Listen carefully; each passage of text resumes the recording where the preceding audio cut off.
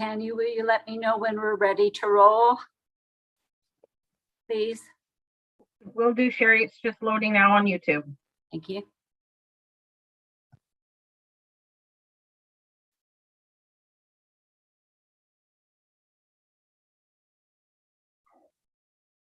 It's not quite 5, but we're ready whenever it hits 5 o'clock. Yeah.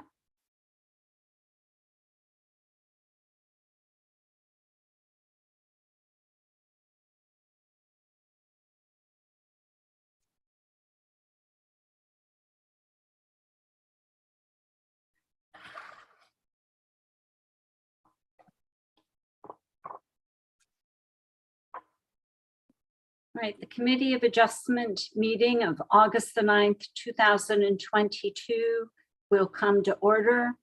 Members of the public, staff, presenters, and members of the committee, please be advised that meetings are broadcast and recorded and made available on the internet. Is there any disclosure of pecuniary interest or the general nature thereof? Seeing none, please note that in the minutes.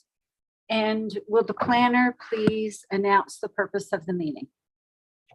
Thank you, Madam Chair. The Committee of Adjustment tonight is holding a public hearing for 9 minor variance applications in accordance with Section 45 of the Planning Act in order to consider applications from relief from bylaw 2009-021 as amended, being the comprehensive zoning bylaw for the Township of Selwyn.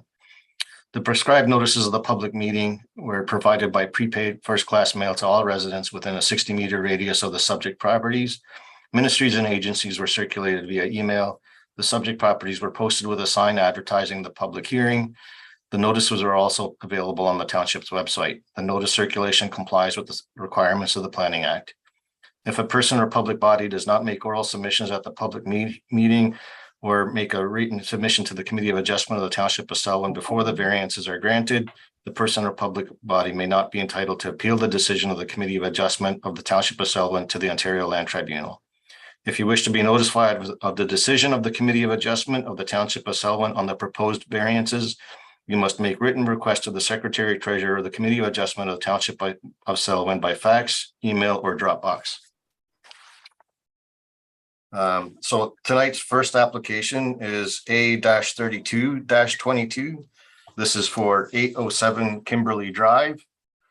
The project is and the relief is required in order to permit the construction of a 384 square foot or 35.7 square meter deck. This is a constructed deck. It is already in place.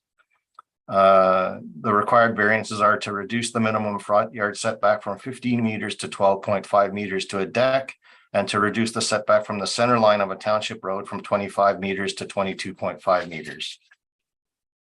We have agency comments from the Otonabee Region Conservation Authority and the Kawartha Pine Ridge District School Board, and they have no concern. Curve Lake First Nation has submitted comments that an archaeological assessment is required, and Peterborough Public Health has submitted comments of no concern. With regard to the ARC assessment being that the deck is already in place, I do not feel that an assessment is warranted for this particular project. And those are my comments with regard to, I should say too, I find it as per my reports that the application meets the 4 tests of a minor variance. And those are my comments with regard to the application, unless there's some further questions. All right, thank you very much. I understand that Mr. McKenzie is on the line. Is there anything you wish to add to the planner's report?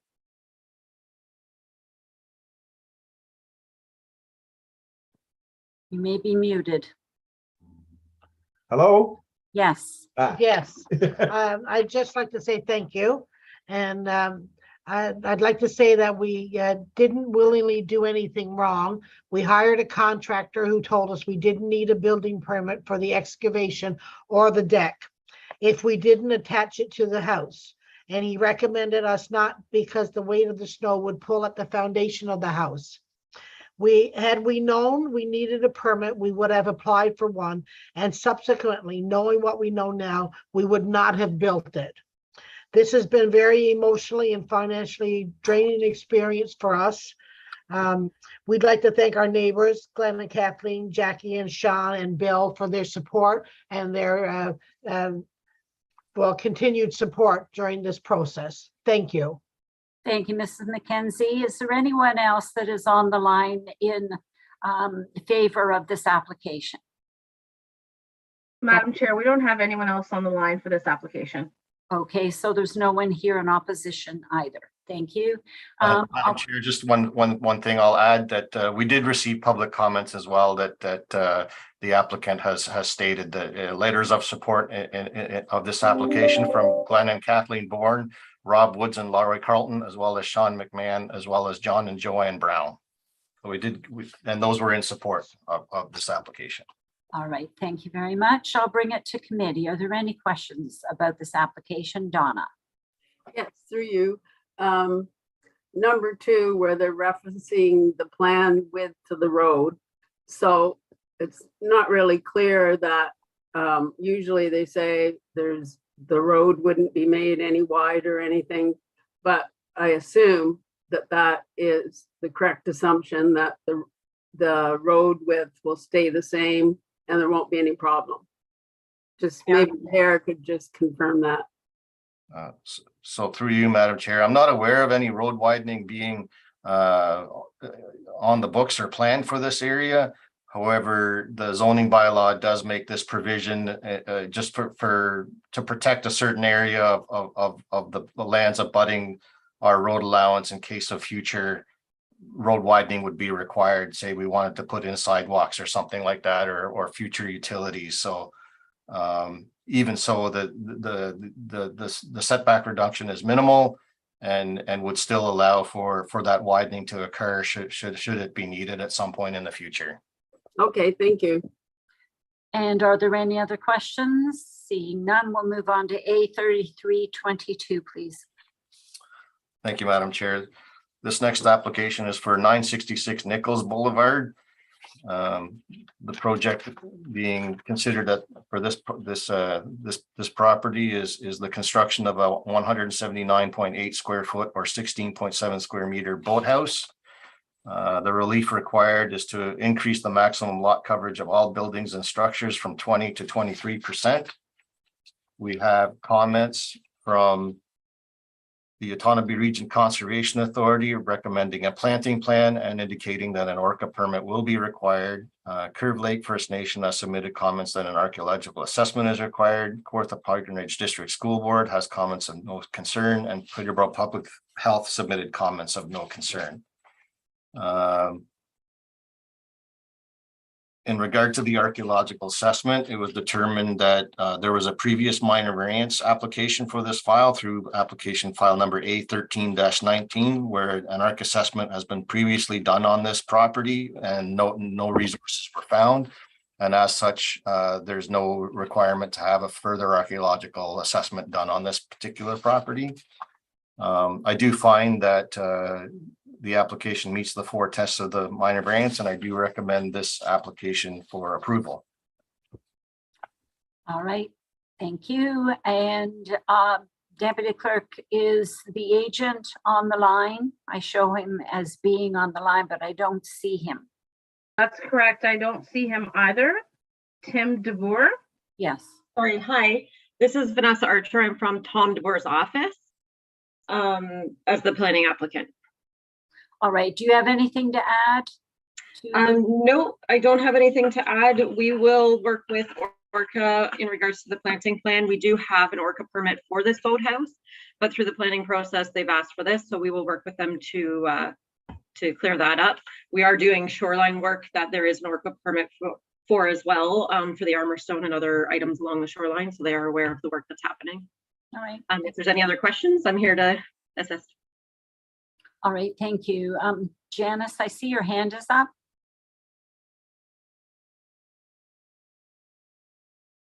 You're muted. Sorry, that's my mistake, Sherry. So you didn't want your hand up. I did not, I'm sorry. All right. Thank you for checking though. All right. So is there anyone else, Deputy Clerk, that is in favor or against this application? No one else here, Madam Chair. Thank you very much. I'll bring it to committee. Are there any questions? Seeing none, we'll move on to A3422, please. Thank you, Madam Chair. So A34-24, and this is for 819 Sydney Drive. The project in this case is to permit the construction of a new 1,453.13 square foot or 135 square meter two-story dwelling. The relief being requested is to reduce the minimum high water mark setback from 30 meters to 14.1 meters to a dwelling. We have agency comments from the Otonabee Region Conservation Authority recommending a planting plan and sedimentation erosion controls be installed prior to, during, and after construction until soil is stabilized, and that ORCA permits will be required for this project. Curve Lake has submitted comments that an archaeological assessment will be required. The Kawartha Pine Ridge District School Board has submitted comments of no concern. And Peterborough Public Health has submitted comments that an application for a new sewage system will be required. With regard to the ARC assessment, I agree with Curve Lake, being that the dwelling is being expanded well beyond the footprint area of the existing dwelling. An ARC assessment appears to be warranted for this particular project. Otherwise, I do find that the application meets the 4 tests of a minor variance, and I do recommend this application for approval. All right, thank you. And again, I'm showing Tom DeBoer on this application as well, and Michelle Gregg. If either of them are here, do you have anything you wish to add? Again, it's Vanessa on behalf of Tom DeBoer. Yes. I don't really have anything to add to this one either. We will gladly work with Curve Lake on the archaeological because we do understand that it is expanded as mentioned by Tara. The planting plan was provided to ORCA and hopefully be on the drawing that was in the application.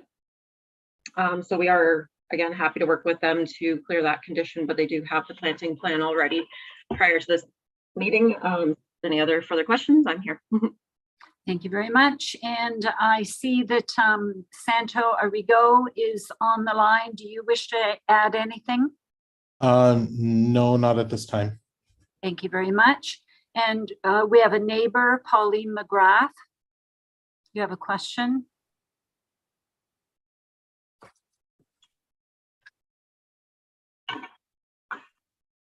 Mute my audio. No, you're good. So, Okay. No, I'm in favor of what they want to do. Okay. All right. Thank you very much. So there was no one that was opposing this application, Deputy Clerk?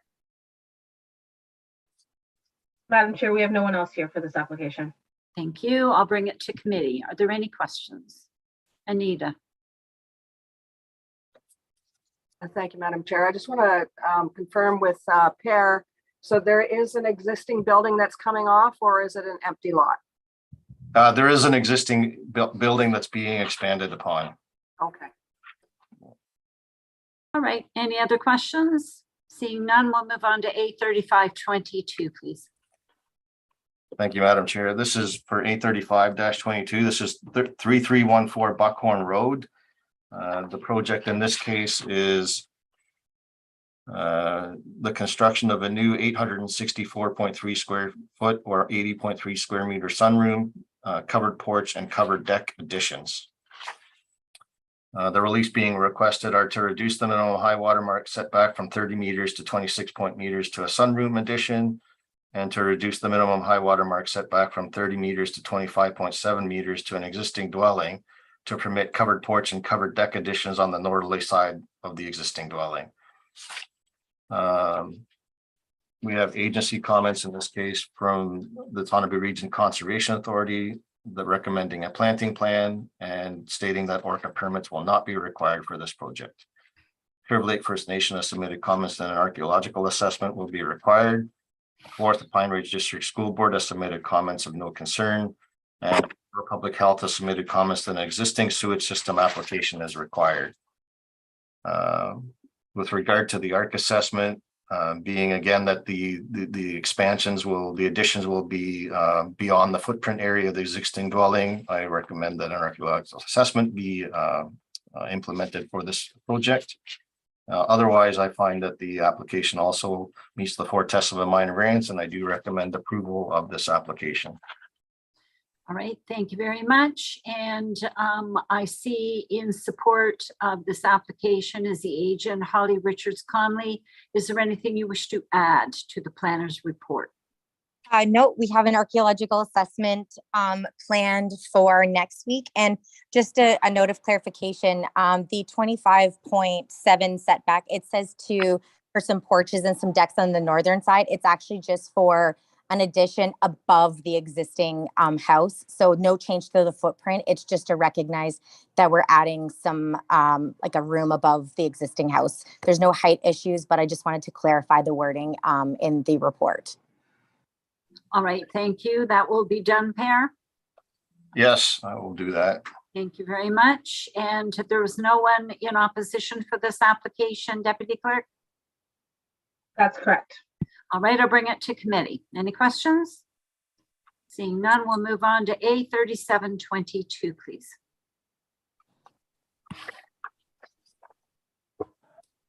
We're at 36, no?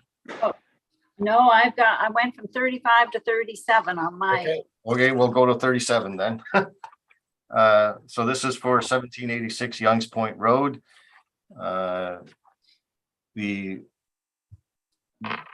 The application seeks relief from the bylaw in order to permit the construction of a 2,364 square foot or 219.6 square meter non-residential structure, being a wine tasting lounge that includes a 1,008 or 93.6 square meter lounge area, a 672 square foot or 62.4 square meter bathroom and storage area, a 180 square foot, 16.7 square meter covered entry, and a 504 square meter or 46.8 square meter open slab sitting area.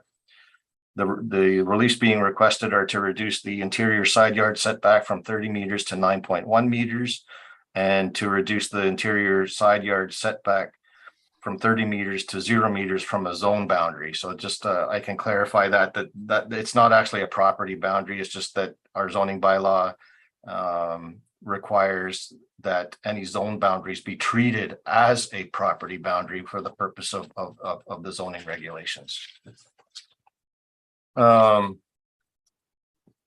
We have agency comments from the Otonabee Region Conservation Authority and the Kawartha Pine Ridge District School Board. They have no concern. We have Curve Lake First Nation comments stating that archaeological assessment is required.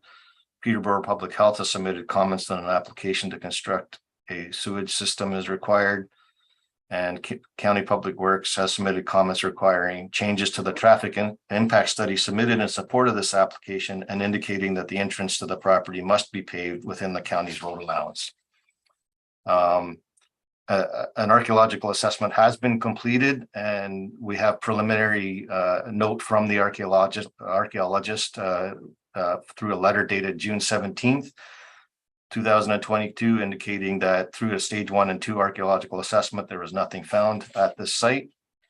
The full archaeological report is being written at the time of the writing of the planning report. I do find that the application meets the 4 tests of a minor variance, and I do recommend this application for approval. All right, thank you very much. And I see that the agent Holly Richards Conley is on the line. Do you have anything you wish to add to the planner's report? Through you, Madam Chair, nothing at this time. All right, and Deputy Clerk, was there anyone else in favor or against this application on the line? There's no one else here for this application, Madam Chair. Thank you very much. I'll bring it to committee. Are there any questions? Anita? It's not a question, it's just a comment on the concept drawings. It looks like it's going to be a lovely facility, and I'm looking forward. Point of order, Madam Chair. Point of order. Yes. I'm not sure I get what Anita's trying to say. It's going to be lovely, but I don't know what that has to do with the application.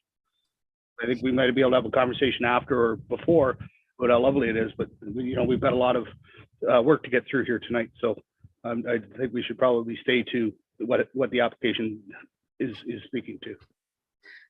All right, thank you. We'll move on to, are there any other questions? Seeing none, we'll move on to, I've got on my agenda 83922 next, Pear. Okay, we'll move to 39. 39 is 2174 Cedarwood Lane. The project in this case is to construct a new 798 square foot or 74.2 square meter detached garage. The relief being requested is to increase the maximum height of a detached garage from 4 meters to 5.72 meters. We do have agency comments from Curve Lake First Nation. Then our archaeological assessment is required for the application. The Kawartha Pine Ridge District School Board has submitted comments of no concern. The Autonomy Region Conservation Authority has submitted comments that the subject lands may be considered a candidate significant woodland. As such, Orca recommends that the applicant move the garage closer to Cedarwood Lane in compliance with the township zoning regulation to minimize the impact of the woodland, or to provide a site plan showing the minimal amount of clearing required for the garage together with an ecological opinion letter. Also, Orca also recommends that it be a condition that the applicant obtains any necessary clearance from the Ministry of Environment, Conservation and Parks regarding the Endangered Species Act. And Orca's comments also state that Orca permits will be required or what will not be required for this project.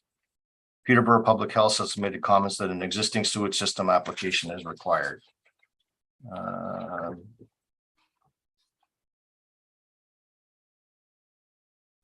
With regard to the archaeological assessment, I agree with Curve Lake. The new garage will be constructed within 300 meters of a water body and a previously undisturbed site on the subject lands. And as such, an archaeological assessment appears to be warranted for the proposal. I do find that the application meets the 4 tests of a minor variance, and I do recommend this application for approval. All right, thank you very much. And I see that the agent Holly Richards Conley is here again. And do you have anything you wish to add to the planner's report for this application? Through you, Madam Chair, nothing at this time. I'm just here for any questions.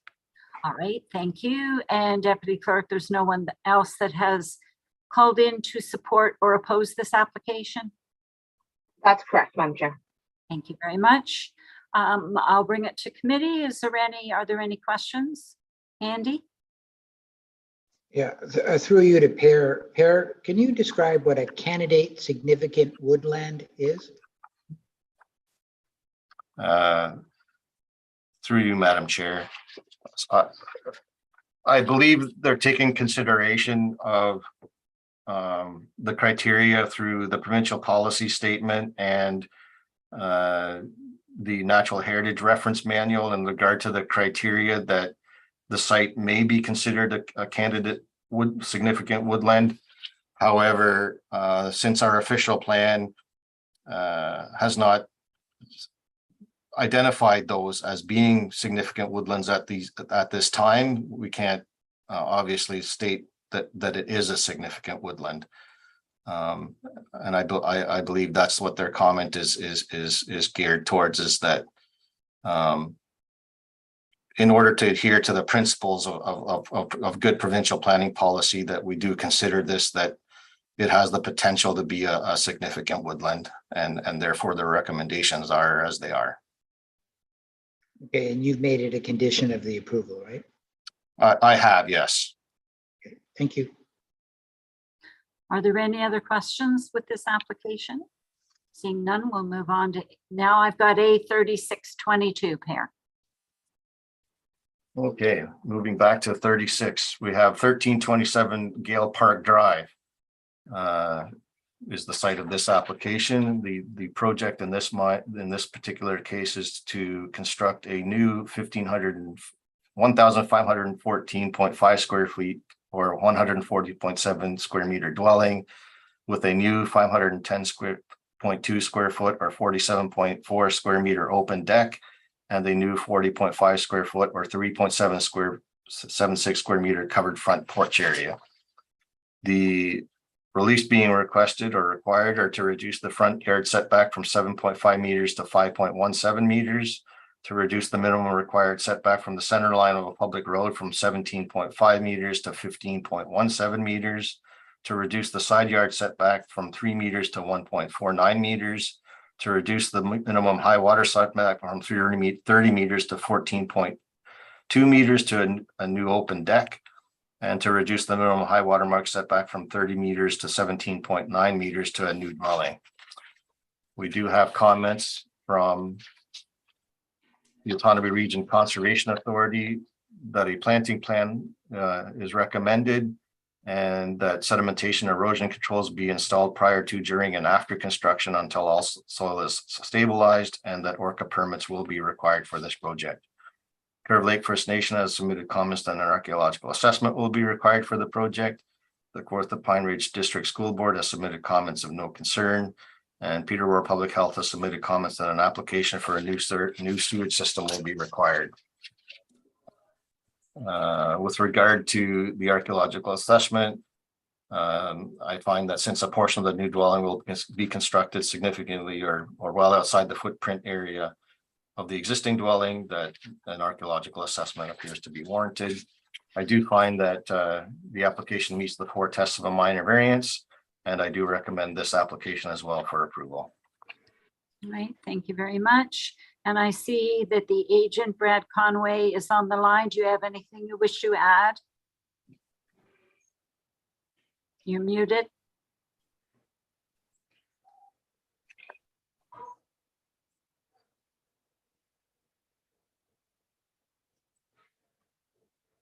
I would take that means you don't. Oh, okay. Sorry. At this time, no, I don't have anything else to say. All right, thank you. And the owner, or rather, the owner, Paul Borg, is on the line. Is there anything you wish to add, sir? No, I don't. Thank you. Thank you very much. Deputy Clerk, is there anyone else in favor or against this application? No one else here for this application, Madam Chair. Thank you very much. I'll bring it to committee. Are there any questions? Seeing none, we will move on now to A3822. A38-22 is for 1674 Greenwood Lane West. The project in this case is to construct a new 1,080 square foot or 100.3 square meter detached garage, which is replacing an existing 375.6 square meter or 34.9 square meter garage. The release being requested are to reduce the exterior side yard setback from 7.5 meters to 5.26 meters, to increase the maximum height of a detached garage from 4 meters to 5 meters, and to reduce the minimum high water mark setback from 30 meters to 14.14 meters to the detached garage. With regard to agency comments, we have comments from the Conservation Authority that further ORCA permits will be required for the new garage in addition to the demolition and lot grading permits previously issued by ORCA. Curve Lake First Nation has submitted comments and archaeological assessment is required for the project. Kawartha Pine Ridge District School Board has submitted comments of no concern. And Peterborough Public Health has submitted comments that an existing sewage system application is required. With regard to the archaeological assessment, I find that since I initially made the recommendation that being that the garage is being expanded outside the footprint area of the existing garage, then an archaeological assessment appears to be warranted. However, I did talk to the applicant just prior to this meeting, Gary Baschuk. I do recommend that the conditions still be put in place. However, the condition reads that if there's to be any soil disturbance or excavation, that an archaeological assessment is required. I understand from talking to Gary that through the fill permit that was permitted by ORCA prior to minor variance application in order to remove the site of the garage from the floodplain, that there was extensive excavation already at the site to remove topsoil and grading, and that riprap stone has been put in place, and there's now the site is ready for concrete casting at the site of this proposed new garage. And then once that is put in place, the only thing left is to put the topsoil that's been pushed off to the site back onto the site. So in that case, staff can make that condition for the ARC assessment that we're satisfied that has been met without actually having met, or, you know, without the arc assessment being done, because further soil disturbance will not be required.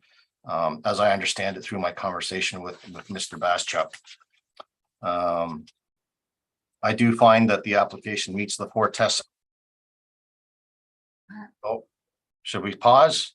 I'm not sure. I talked too long and the recording stopped. Tanya? We ran out of tape, maybe. Yeah, I think Tanya has left the meeting one way or another. So if we can just pause for a moment, we'll see if we can get her back online here. If you can just give us a moment. Thank you. Sure.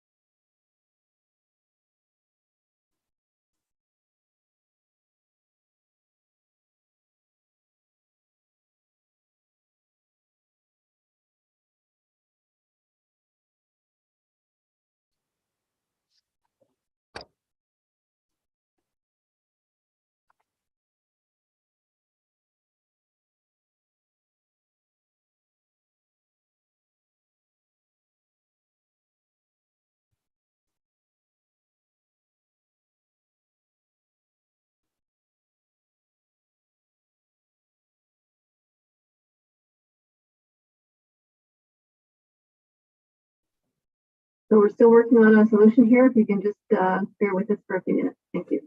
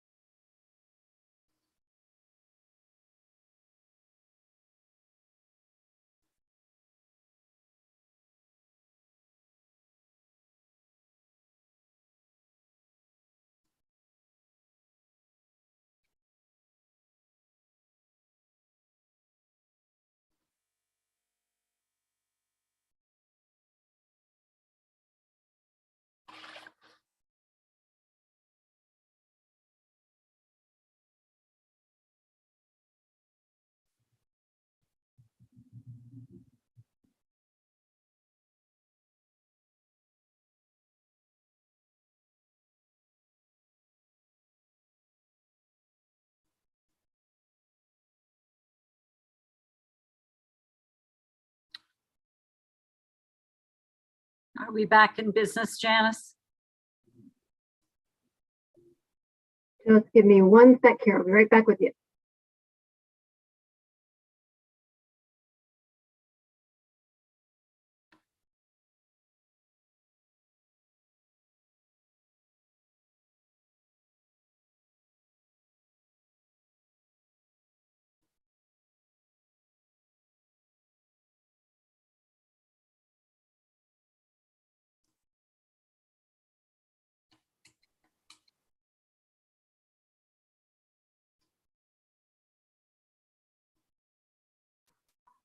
Okay, so we are back online and we are recording and we can proceed. Tanya is still trying to reconnect, but she has promoted me to co-host. So good luck to us all. All right, thank you. Well, Per, you were finishing off your remarks with regards to A3822. Thank you, Madam Chair. I was just going to remark that I do find that the application meets the 4 tests of a minor variance, and I do recommend this application for approval. All right, thank you. I see the agent Lori Young is on the line. Lori, is there anything that you wish to add to the planner's report? Through you, Madam Chair, I'm just here to offer any answers to questions you may have. All right, thank you. And the owners, Gary and Kathy Bashak, are on the line. Is there anything you wish to add? Nothing, Madam Chair. All right, and I had a question from a Jamie Lease. Is Jamie Lease on the line?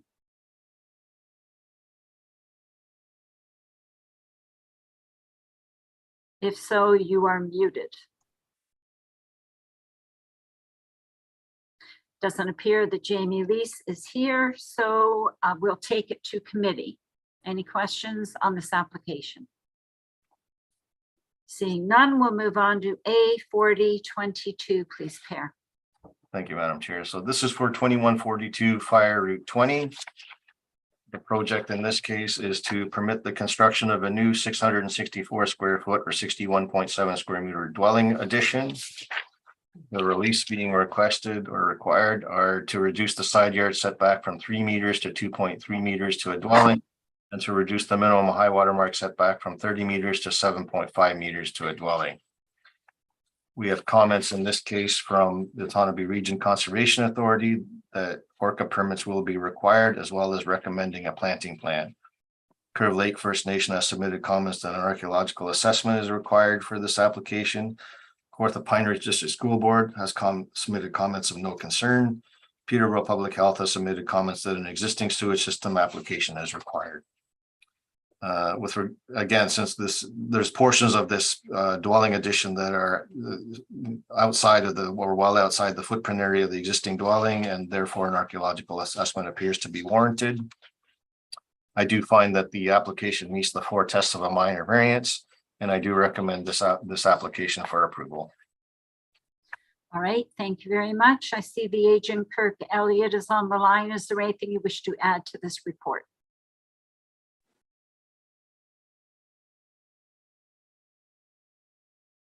Hello?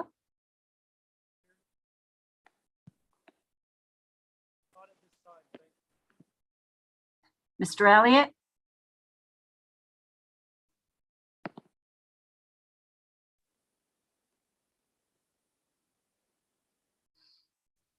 Doesn't appear that there are any questions. The applicant Corrine Lawton is on the line. Is there anything that you would like to add? Hi, thank you, Madam Chair and committee members. I appreciate your time on this. Yeah, Kirk Elliott is our contractor, and I'm not sure that we could hear his comments. I'm here to answer any questions you might have in support of this application, as are my family members who are also co-owners of the property. The one thing I do want to mention is with regard to the archaeological assessment, the expansion of our cottage is, it's going out 4 feet. We're taking down an existing sunroom and expanding on top of that. We are building on pure bedrock, and there's no soil. There won't be any excavation, no soil disturbances, other than maybe a couple of centimeters of topsoil. So I would ideally like to speak with Per further about his views on requiring that archaeological assessment, and happy to do that offline. We just learned of this request today, so we're still figuring it out. All right, thank you. Per, did you want to say anything? Certainly, Madam Chair. I can answer it this way, similar to A38-22. The condition is if there's going to be any soil excavation. So given that it's being indicated that this site is bedrock, there obviously won't be any soil disturbance or excavation, and then of course the arc assessment would not be required. So given the wording of the condition, I am satisfied that we can work something out with regard to that requirement. Okay, thank you. I appreciate that. All right.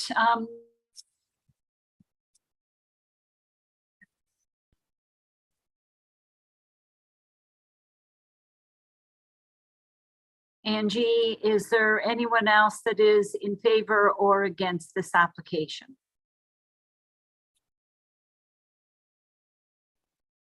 Sherry, there was no one else on our list to attend for this application. All right, thank you very much. I'll bring it to committee. Are there any questions? Seeing none, can I have a motion to approve all these applications? Donna and Anita, all in favor? That is carried. Thank you. We had the minutes of the Committee of Adjustment meeting on July the 12th, 2022. Andy and Jerry, all in favor? That is carried. And I need a motion to adjourn. Our next meeting is September the 27th, 2022. Donna and Jerry, all in favor? That's carried. Thank you very much. Have a good evening, everyone. Folks, we'll be back at 6 o'clock, so we'll see you then. Thank you.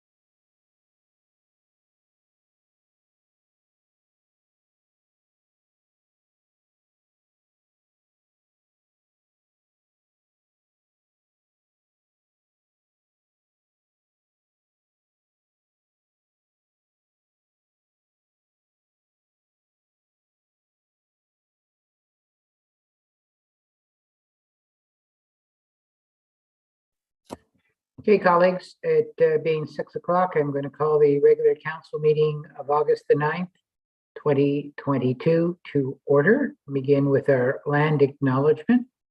We respectfully acknowledge that we are on the treaty and traditional territory of Mississauga and Ashbek. We offer our gratitude to the First Peoples for their care for and teachings about our earth and our relations.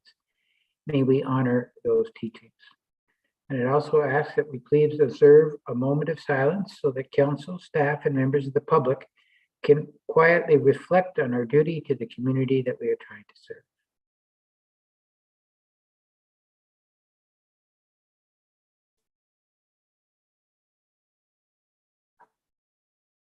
Thank you. Members of the public, staff, presenters, and members of council, please be advised that meetings are broadcast and recorded and made available on the internet. The agenda has been circulated. Is there any declaration of pecuniary interest in the general nature thereof of any item on the agenda? Not seeing any, Madam Clerk, please record that there were none. We'll deal first with our minutes. We have two sets of minutes, first July 12th, and then the special, well, both on July 12th, on our regular meeting, on our special meeting. Somebody like to move both of those? We got Jerry and then seconded by Anita. Any questions? All those in favor? Carried. Okay, any discussion out of the minutes? Not seeing any, we will go to our deputation. We have one deputation today, and I'm from Monteith Brown. Will provide us with their findings of our draft marina utilization study. Welcome. Thank you, Your Worship. Hello, members of council.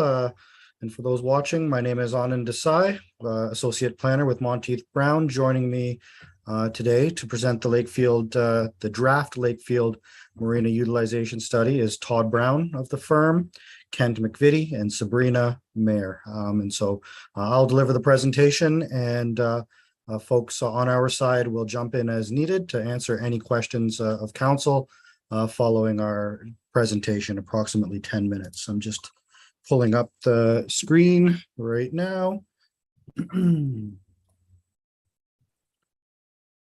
And if for some reason anyone can't see this, please do give a shout, as I have minimized your faces, except for you, Your Worship. You're still there. I can see your presentation. Perfect. Okay, so again, just as a reminder, the study before you today is in draft format. The context of the marina utilization study for the Lakefield Marina has built on recommendations from the service delivery review completed a couple of years back from the Parks and Recreation Department, really to review the marina's retail operations as a means to potentially improve financial performance and value to the boaters, reviewing the mix and pricing of the seasonal versus transient boat slip mix, as well as engaging senior levels of government and other agencies to determine if additional docking can be secured to their lands. And as you as council know, the marina can serve up to 42 boats at a given time through a number of configurations along its dock wall, the T-dock, as well as a number of finger docks. So where we are today compared to the 4 weeks that have passed since we were last in front of you as council, it's not our intent to duplicate some of the background and consultation type of information that was presented to you at that July meeting, but really focus our presentation on the work that has taken place over the past month, building on the feedback provided by yourselves and the community to create the draft marina study that is before you today, focused on needs assessments, and I will be speaking largely to the recommendations. Following today's meeting, our hope is that we can go out to the public for a review and commenting opportunity, and come back to you as council in September, mid-September, to present the final study based on any feedback that has been received over the commenting period. Again, I won't spend a lot of time on this slide, just reminding council that some of the notable themes from the consultations to date are the high value that both residents and tourists are placing on your marina and its co-location as part of your other waterfront and downtown Lakefield amenities. Requests for both motorized and non-motorized docking and launching opportunities, number of requests for expanded food and beverage services.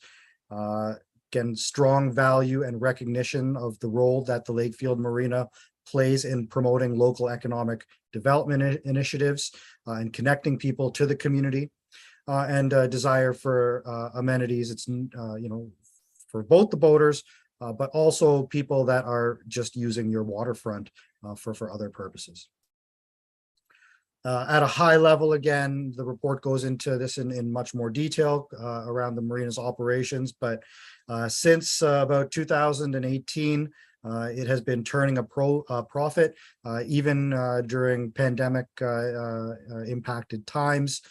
So that's obviously a very positive element of the operation. These are also profits that reflect contributions back into capital reserves. So the marina is doing very well to sustain itself. That being said, we did do a regional scan of other marinas within a 30-kilometer radius of Lakefield Marina. And 7 of those folks supplied their rates to us. And so on the right, you'll see the Lakefield Marina is pretty competitive in terms of its pricing. Daily and weekly rates are a little bit higher than the benchmark, but the core business for many of those marinas and to a degree, your marina in Lakefield are seasonal residents. Rates are about 17% below the benchmark average. And so you'll see in the slides to come, we have made a recommendation to perhaps there is room potentially to increase those rates. And with seasonal slip rentals contributing over half of the marina's total revenues last year, certainly there is then room to kind of improve the revenue base. So the next few slides, again, as I mentioned, are very much centered now on the 18 recommendations contained in the study. We first and foremost believe that the township should remain involved in the direct operation of the marina. Again, there's such a strong value that your community places on that asset. And we believe that remaining involved gives you the control, the flexibility to ensure that the marina is operated both for boaters and the general public in a way that the public is looking for it to be operated. We would, prior to undertaking any kind of major infrastructure work at the marina, we know anecdotally and through observational, visual observations, life cycle is aging, and it is reasonable to think within the next 5 to 10 years that a number of pieces of that infrastructure could need to be replaced. But we are suggesting a more formal condition assessment be undertaken so that you as township council and township staff have a true understanding of remaining useful life and cost implications to guide your implementation of any infrastructure works moving forward. As I've just mentioned, a recommendation has been made to increase seasonal slip rental fees, potentially phased in if that is appropriate, so that the marina, again, is in line with the benchmarked average, but also that added revenue will allow you as a township to reinvest in the marina. If you might recall from about 4 weeks ago, the survey of the boating community suggested that they would be supportive, the majority of them would be supportive of paying higher rental rates, provided that they would see the return back into the marina. We are suggesting again, if prior to undertaking any kind of infrastructure or service enhancements, particularly adding infrastructure, your staffing capacity is working very well, but depending on the extent of what types of infrastructure is added or the service complement is added, there may be staffing implications, and so that needs to be more fully understood at the time of any such work. Building on the concept of economic development and connecting people to Lakefield from the marina and vice versa, developing a strategy with your local business community, the chamber, to promote nearby amenities found within Lakefield to marina users, conducting a cost benefit analysis to consider online booking and payment options for the marina. That is something that we're seeing as more of a trend. We heard it through the service delivery review, people looking for more convenient ways to book and pay for township services. Creating a policy that directs a portion of those revenues that might be generated from increased slip rentals, again, to a capital reserve. This is your practice already to assign contributions to the capital reserve, as I've noted, but previously, but perhaps creating a policy will help, I guess, provide defensibility, increased transparency to those boaters that will be paying those higher rates. Again, in line with another marina trend, boats are getting bigger. Some boats are moving to electric engines, much like cars. Right now, your marina is fairly well positioned within the regional market, since you do offer some 50 amp slips, but the majority are 30 amps. We are suggesting at the time of infrastructure renewal, future-proofing the marina to consider greater energy requirements of boats, again, whether it's with their components on board or powering batteries to drive them. This is a practice that we'd like to continue the marina to undertake, whereby anytime seasonal slip holders are vacating temporarily their slip for an extended period of time, that those slips could be filled with last minute or again, more short-term stays. That will again help the bottom line in terms of revenue generation. Replacing some of the marina's finger docks with a second T dock and or enlarging the existing docks. Now, these would be contingent upon Trent Severn Waterway approval and their shoreline and water permits. But we do again feel that adding docks to the marina is a logical way to also alleviate the 120 boats that are on the waiting list, serve a greater number of people, and improve the operating performance. Engaging the Trent Severn Waterway to discuss how we can get some public docking along their shore wall at the Lakefield Workshop, commonly referred to as the Blue Building. We heard that quite a bit during the consultations, as was presented last time. Investigating the potential to add unserviced docks along the east side of Hague Boulevard. Township already owns lands there. Some seasonal docks are already provided there. We think that might be an opportunity to, again, alleviate some demand pressures being placed on the marina. But again, we would encourage consultation with property owners, since some of them do back onto those areas. From a non-motorized paddlecraft perspective, improving the pathway surfacing and grade at Isabel Morris Park, the access point to the canoe launch, as again we heard from some members of council last time, can be challenging for some, and folks might not be fully aware that launch exists. Just again, it's a little bit perhaps out of sight. So if some signage can be added there. A lot of people, again, are looking for that place to launch paddlecraft. They might not know that you offer that service in that location. And then again, across the river with Orca, indicating that they have plans to operate or offer canoe and kayak rentals at the campground, consistent with their approach at Beavermead. We would suggest that if there's an opportunity, again, to collaborate with them further to get some opportunities for paddlecraft docking, that would be a positive endeavor. In terms of the retail pricing, we looked at the retail and we believe that your philosophy of largely providing convenience items and filling in certain gaps in terms of retail service provision, like the boating supplies, on a limited basis is a good one.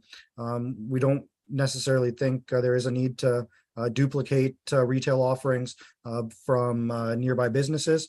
But in that, with that said, we have done some of the analysis around the retail performance and suggest that the township revisits the retail pricing strategies employed at the marina and set a revenue target in the range of 35%, a revenue recovery target for cost of goods sold. Again, just to make sure that your retail margins are optimal. In terms of, again, something we heard from the community and something we agree with, in the event that we are enhancing the marina's operating performance, extending those peak season hours of the concession, so people that might want an ice cream in the evening, are able to enjoy that as part of their waterfront experience. But again, we would suggest that be, again, more from a peak period standpoint, weekends, kind of, especially in the July, August months, when the waterfront's really humming. Engaging local businesses to supply an expanded range of food and beverage items available through the marina. Again, probably the most requested or heard comment through the consultations is we'd love to be able to grab a coffee, maybe even a sandwich or something more. So again, we don't think that the township needs to be the one cooking the food necessarily, but certainly empowering, enabling your local business community, possibly through expressions of interests or requests for proposals to deliver that. And then the final recommendation is really, there are beautiful lands associated with your marina and beside it. And so we are encouraging the township looking at ways to allow the public to benefit from those open spaces by formalizing areas, perhaps with some enhanced landscaping. If we're having food services available, some tables, seating is always a good option. So just really looking again, both at those, terrestrial components as well.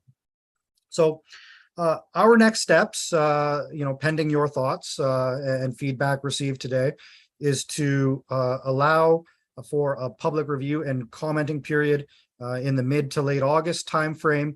That will allow us to consider comments from you today, any comments provided by the public, to then finalize the study in time for your council meeting on September 13th. So with that, Mr. Mayor, I will turn the floor back to you, and we, on our side, are pleased to take any questions of council. Well, thank you very much, and thank you to your team for the work that they've done. I will ask my colleagues. I see Donna first, and I see Anita. So Donna, go ahead. Okay, thank you. Through you. Number one, I see that we're still doing that where we rent a seasonal dock when someone's away for an extended period of time. I assume that we discussed that with the seasonal renter and ensure that when they come back from their vacation or whatever, that the spot is open again. I was wondering, do we have any problems with that? I know that that's kind of the approach, but perhaps Mike or somebody from the township can explain the logistics to Councillor Ballantyne's question. And Mike, go ahead. Yeah, through you, Mr. Mayor. Yeah, it's part of their contract that they let us know when and for how long they're going to be away.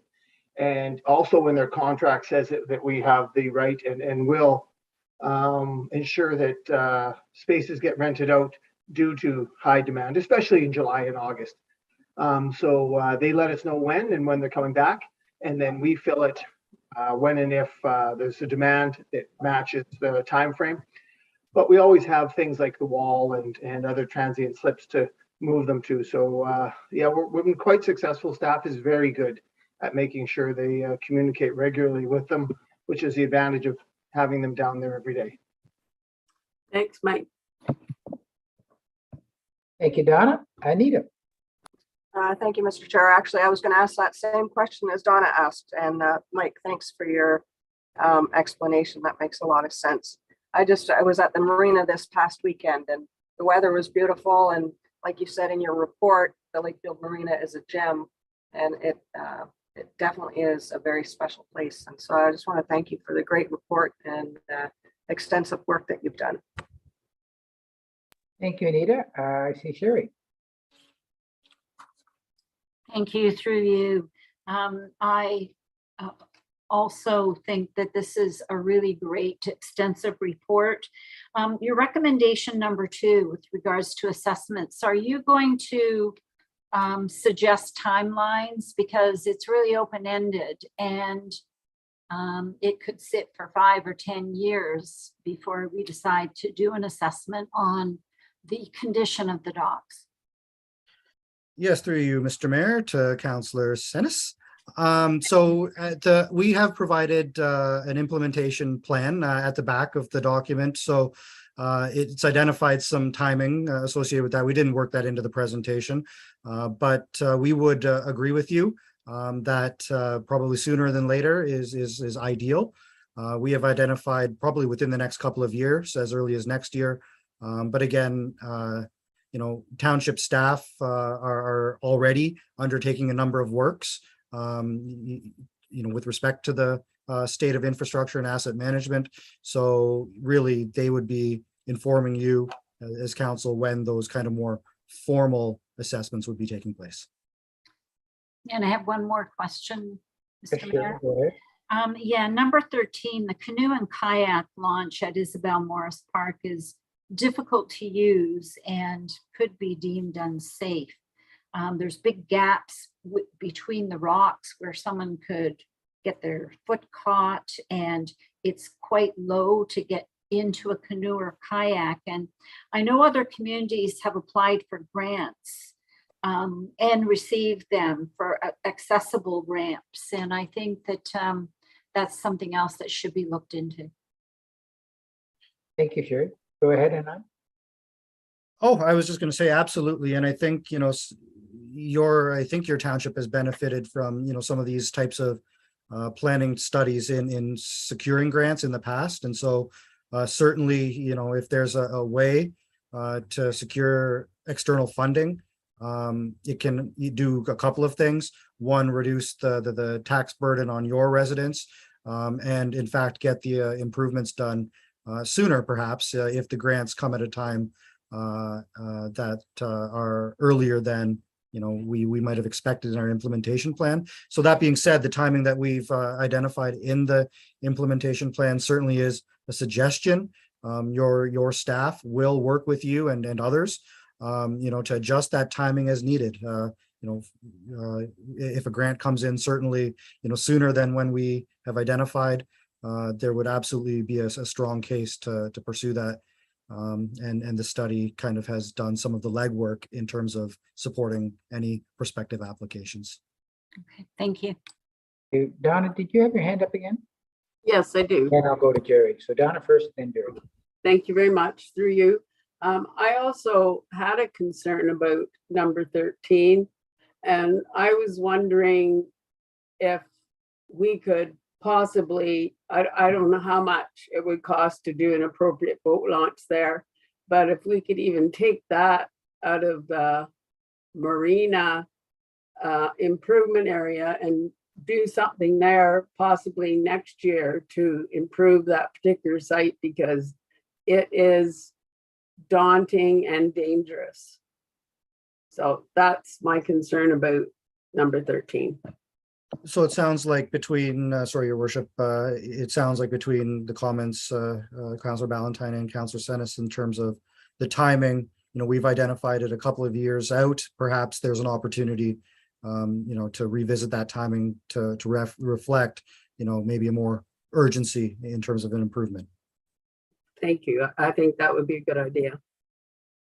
Jerry, and then I think Anita wants to go again. So Jerry. All right, thank you, through you, and to the entire team from Monteith. In your opinion, based on your experiences with marinas and everything else you folks work on, how close are we to becoming a destination, this marina area being a destination, and not just for boaters, but for people to actually want to come down and create more traffic? Are we wayfinding signs away? like, just how close are we to pumping this thing up a little bit, in your opinion? Yeah, through you, your worship. I mean, arguably, the marina is a destination already. I think your residents know that, or a number of them do. I think just it's such a strategic location, and again, staff can fill in some of the gaps here based on their kind of direct conversations with boaters. But a lot of those loopers, that come in from the States, will stop in Lakefield, just where you are along the stretch of the Trent Severn. It's such a strategically well-positioned location. And so I think perhaps the biggest challenge, and I think you folks know this, is just there are, between 39 and 42 docks or slips at a given time. And so the biggest challenge to, I guess, reinforcing or increasing the intensity of it as a destination comes down to the slips. That being said, one also has to be very careful when we talk about intensity, because there is also a point where, too much can come to the detriment of a site. But that being said, I think you as a township have struck a pretty good equilibrium. Compared to some other marinas, like you're not too far off. Like at 42 slips, I think Peterborough had about 65. When we look at, some of the more deep water, like along Lake Ontario, they're 100 or more slips. But, for where you are, the amenities that are located, I would think, Councillor Heron, that you are a destination, and I think it is a matter of awareness. But your staff are also being very fiscally responsible, in the sense that your advertising budget is scaled to reflect the fact that you're at 100% occupancy for your seasonal slip holders. So there's only so much kind of room left, in terms of that marketing budget. But certainly the wayfinding, all those things, I think will help reinforce the marina as a destination. Thank you, Jerry. Anita?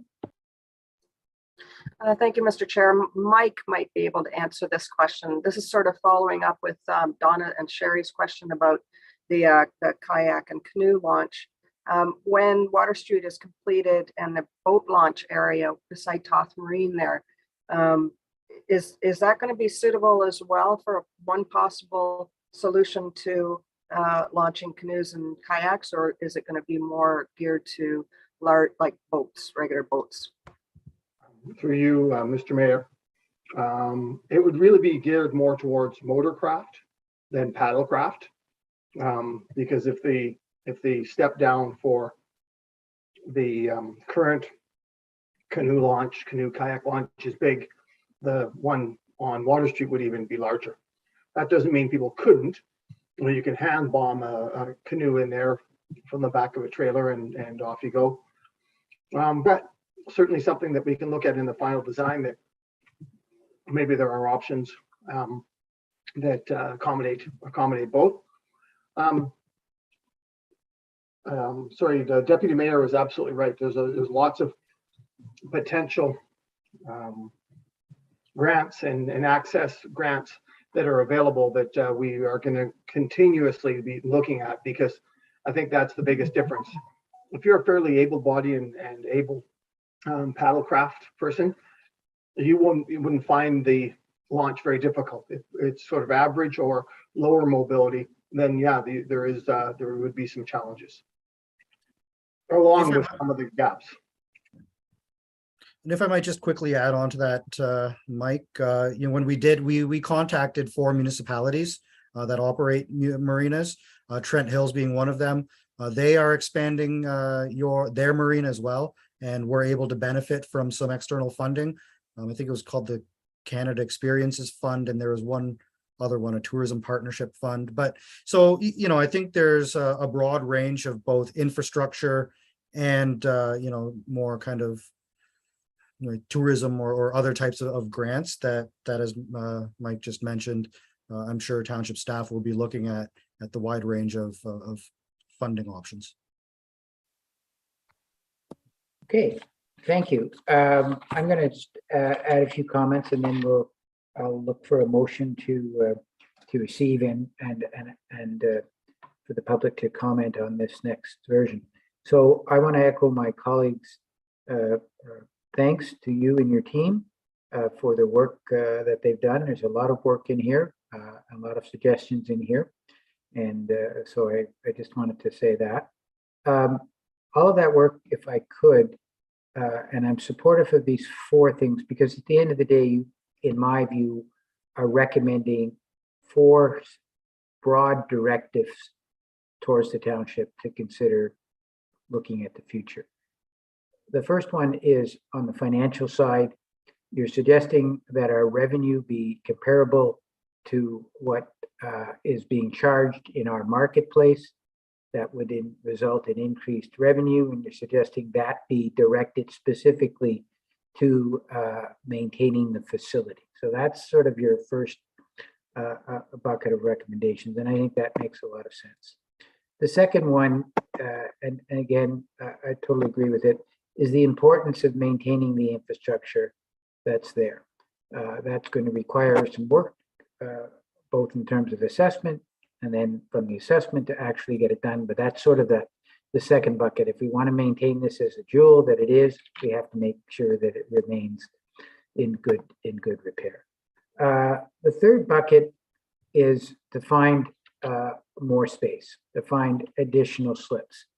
I think you wisely caution that there's a limit to which the site can suitably accommodate, and if you exceed that limit, then you take away from the value of the product itself. But if I'm reading correctly, you're saying there is some room, and you need to explore that. There's obviously a whole set of partners we would need to work with to make that happen, but that's sort of the third bucket.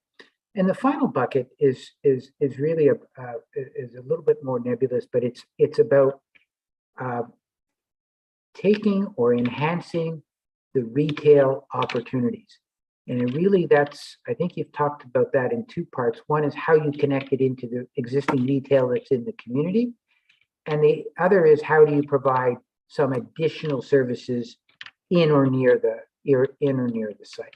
And so those are 4, I think, directive pieces that you've done. You've made a lot of other recommendations, but most of them would fall into one of those buckets, and particularly in how to implement it.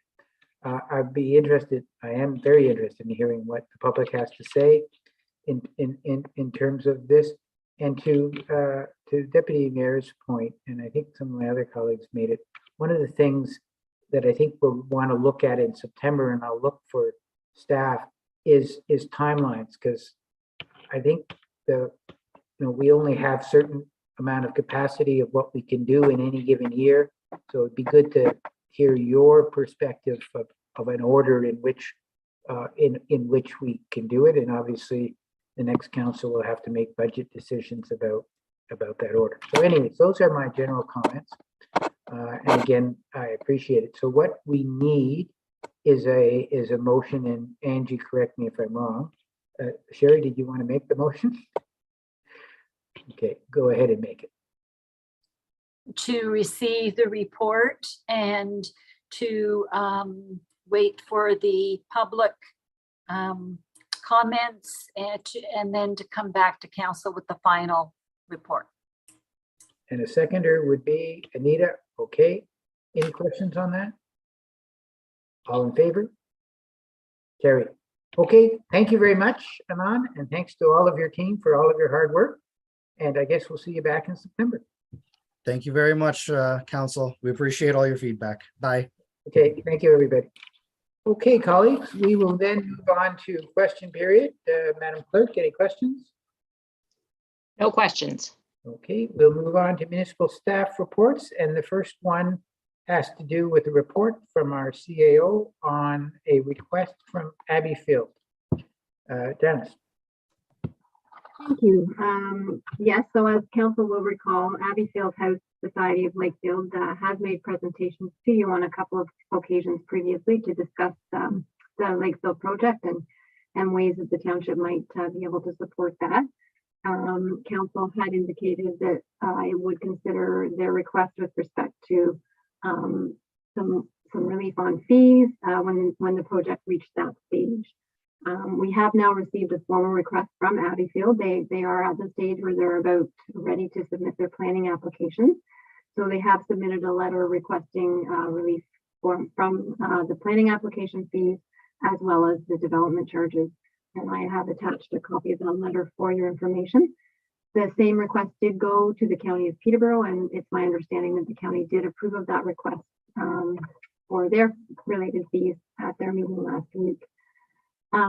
With respect to the development charges, our development charges bylaw actually provides a specific exemption for not-for-profit housing, and therefore this development would not be subject to development charges in accordance to that policy that's already in place. Abbeyfield House is a not-for-profit corporation whose objects are to provide an affordable not-for-profit residence for seniors. So there's really nothing that we need to do to facilitate that request. It's provided for in our bylaw. With respect to the township planning application fees, there'd be a few that would come into play. So the zoning bylaw amendment would be required.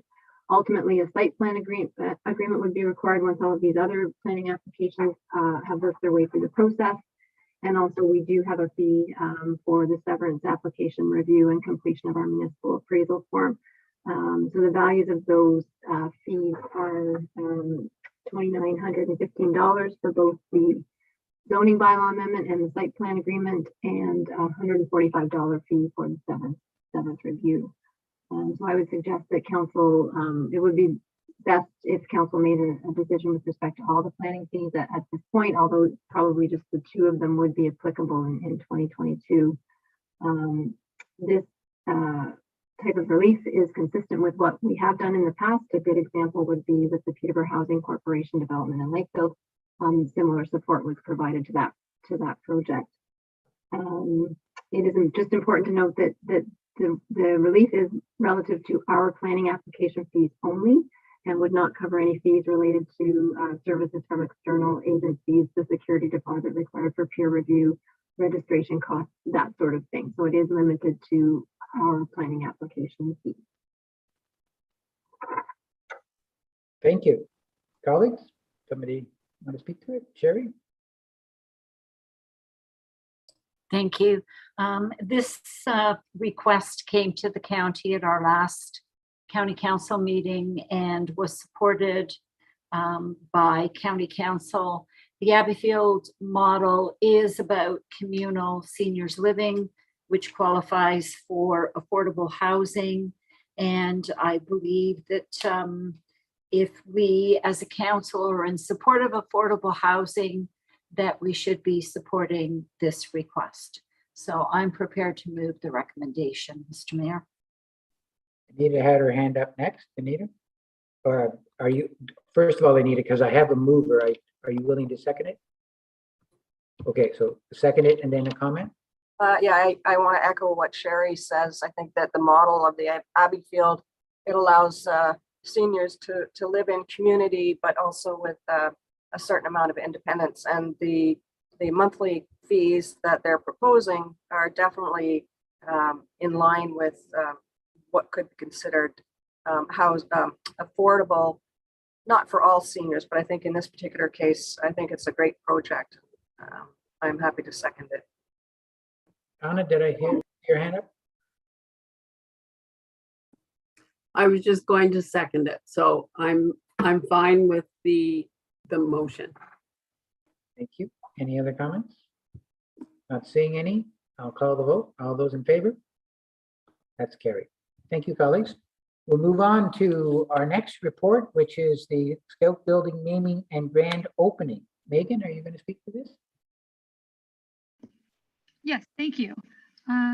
So as you may recall, the Scouts building has undergone some renovations after the township received notice from Scouts Canada that they would be ending their lease of the building. This was back in 2019. So now that the building is no longer being used by the Scouts, the township was able to renovate the building providing barrier-free public washrooms, which were much needed, a small rental space for events and meetings and storage room.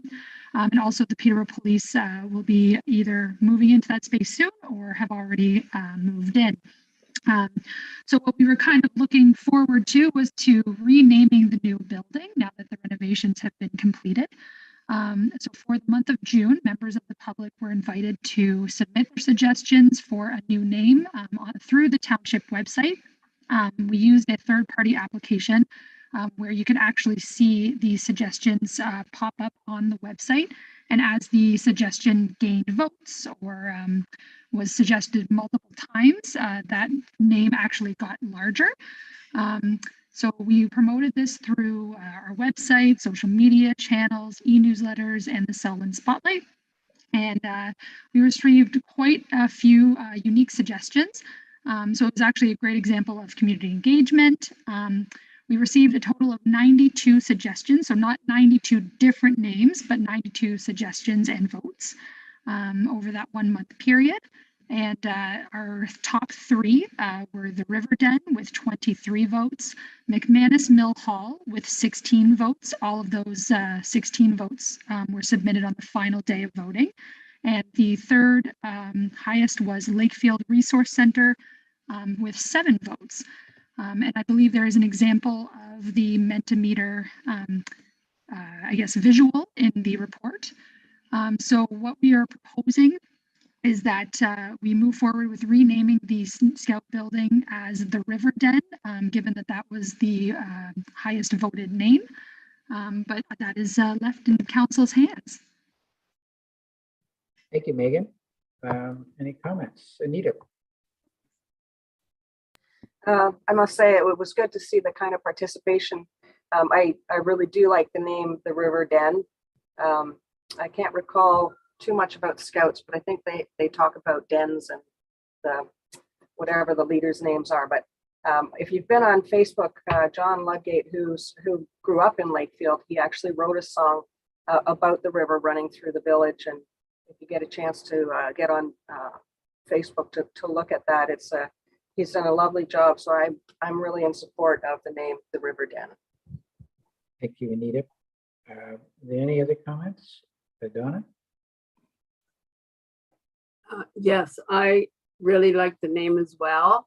And I didn't know about this song that Anita is referring to, but if we had an opening ceremony, it may be appropriate that that person sing the song. I don't know what the song is, but if you're recommending it, somebody could listen to it and vet it. And I think that's a good idea. Thank you, Donna.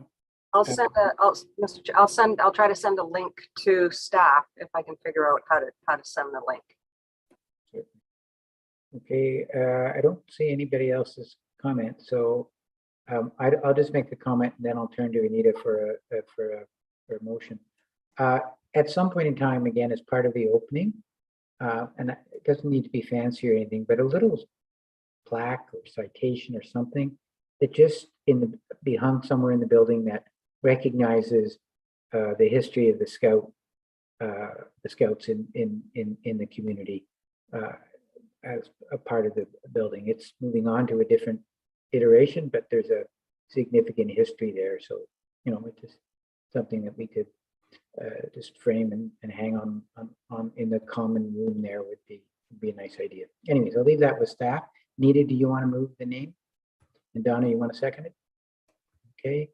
Not seeing any other discussion. All those in favor? Carried.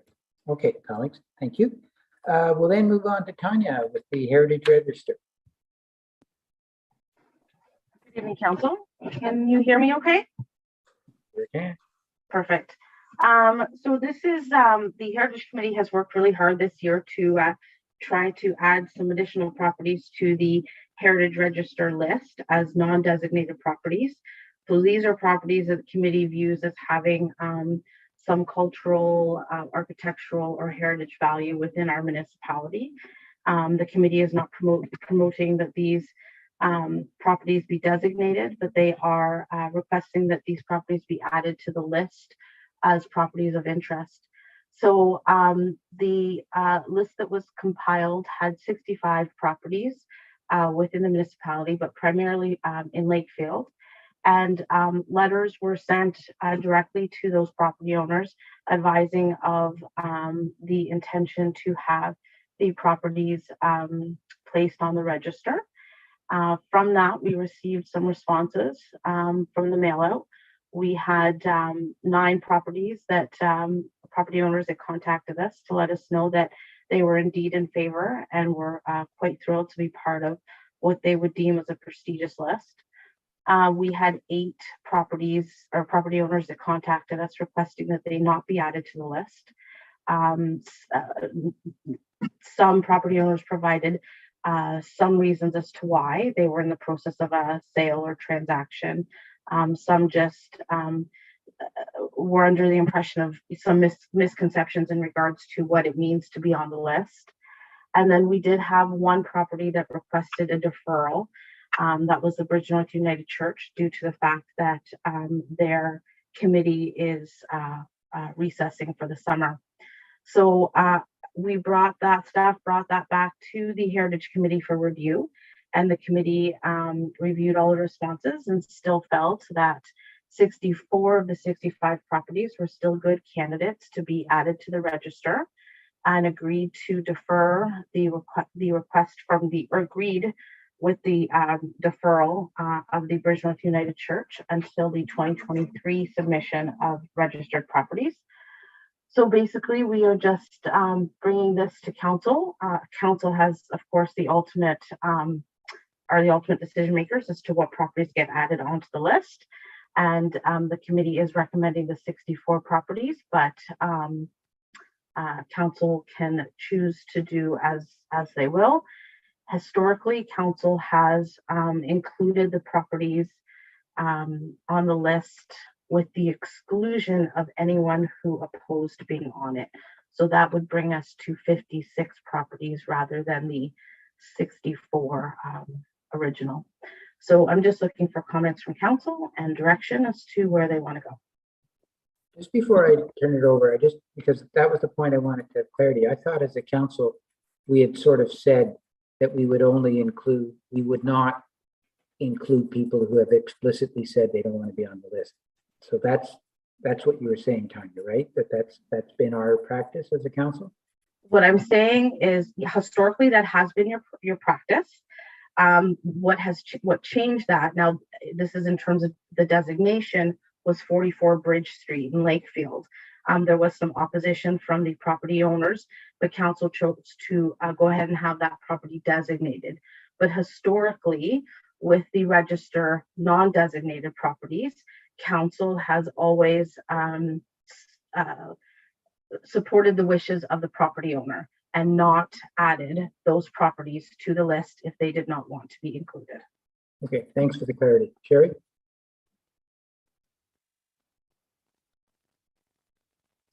I don't want to veer from the norm through you.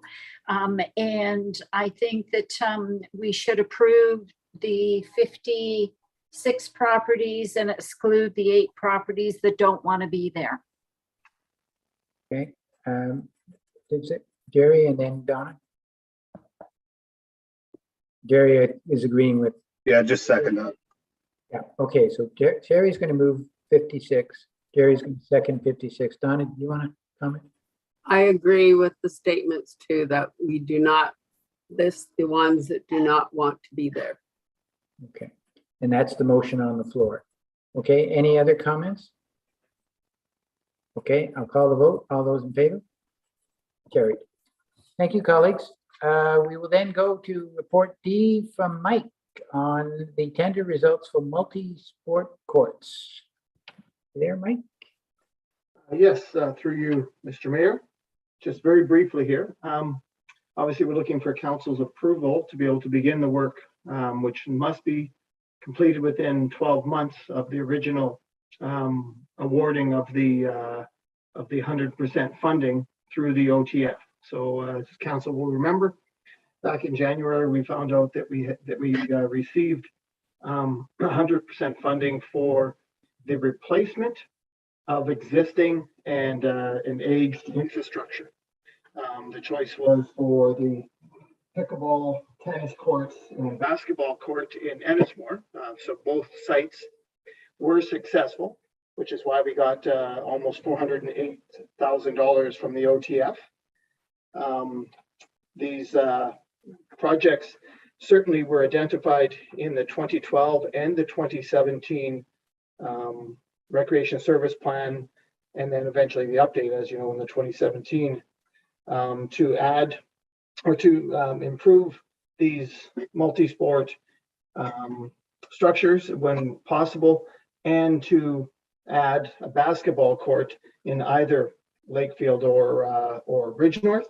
And because of the 100% funding, and because the sites are already predetermined based on the requirements of the funding, the idea is to make sure that we add that at little to no extra cost to the township.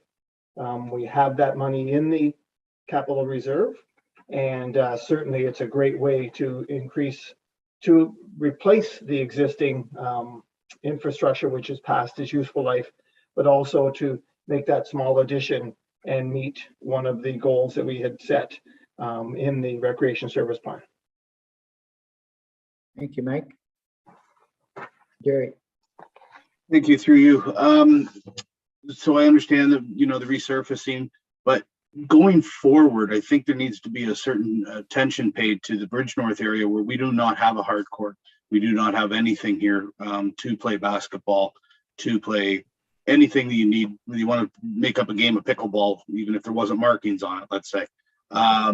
So I think there's got to be some consideration down the road for future council to decide. And in fact, I've already started working on a plan that I might bring forward upon my demise of council, imminent, I might add, imminent, that I might bring forward as a member of the public.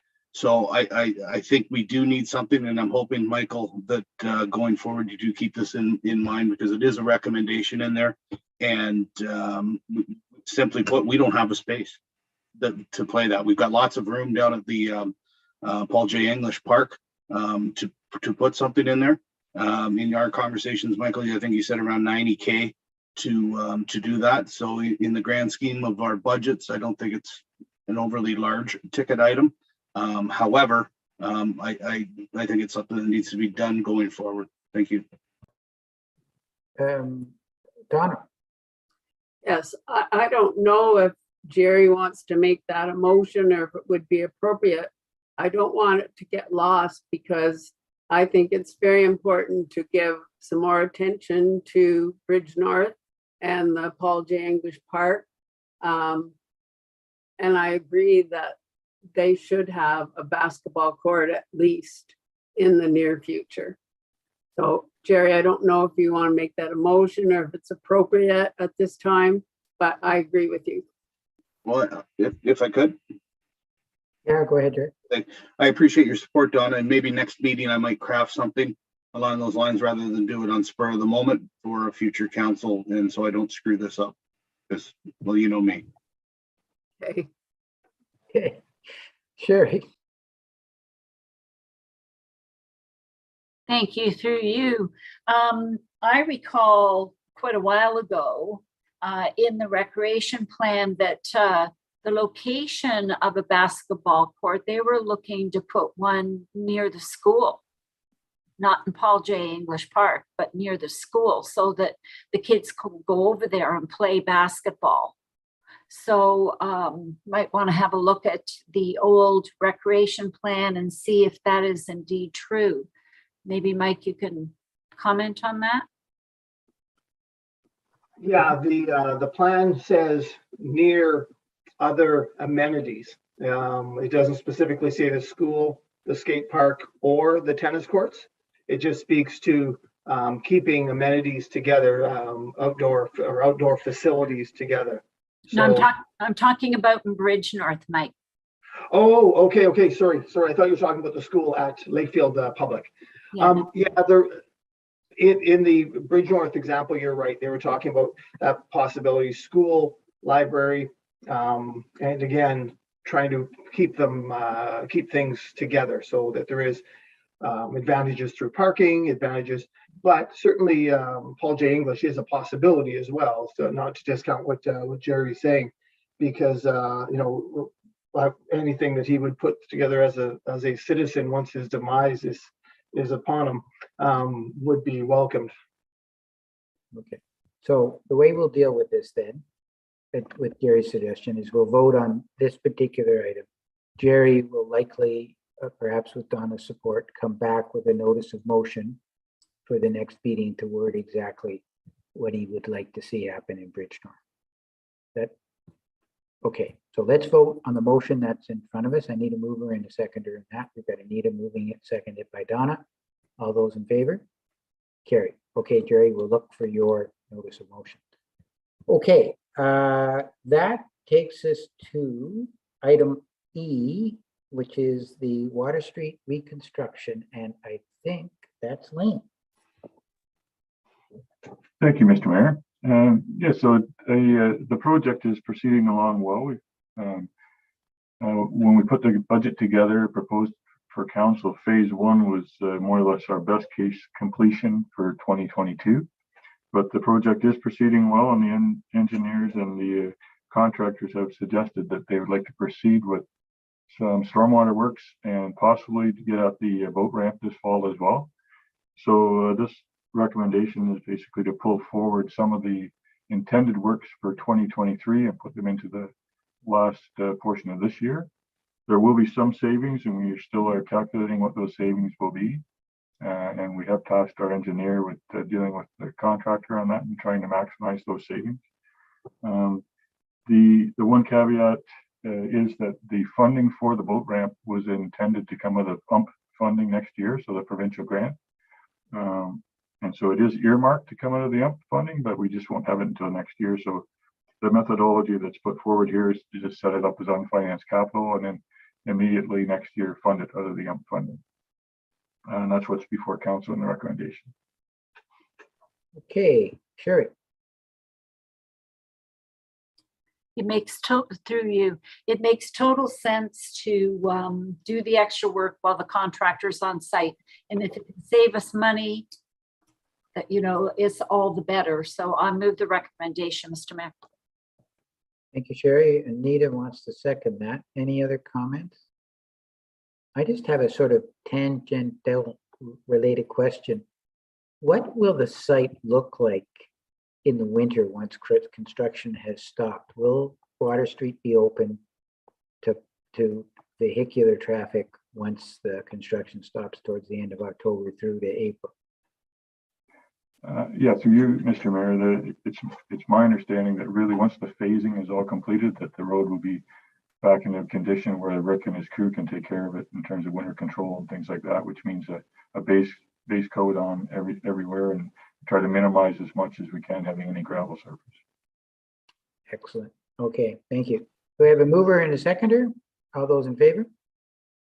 That is carried. Okay, we are on consent items. Who would like to pull an item? Anita, which item? If I'm looking at the right agenda, we have. Oh, I'm sorry, we have an add-on. You're right. That's what you're waving at me for. Thank you. I appreciate that. We have a planning item that was added to do with the property, and that I guess is Robert is going to speak to that, right? Yes, good evening, Mr. Mayor and Council. I have a report for you on tonight's agenda to deal with the real property disposal. We have a small scale development proposed in Lakefield located at 45 Bishop Street. Be a small low to medium density plan of subdivision. In behind the parcel that the developer currently owns is a small landlocked piece of land that the township owns. It's approximately 0.23 of an acre. And currently the township has no access to these lands and has no need for township purposes to maintain ownership of this small parcel. The developer has approached the township with regard to purchasing that land to assist them with developing their stormwater management facilities. And so I've brought this report before council tonight in accordance with our 2004-97 real property disposal bylaw to request that council deem this parcel to be surplus lands so that we can move forward with looking to dispose of it in accordance with our disposal bylaw. Is there any history as to why we own this little strip of land?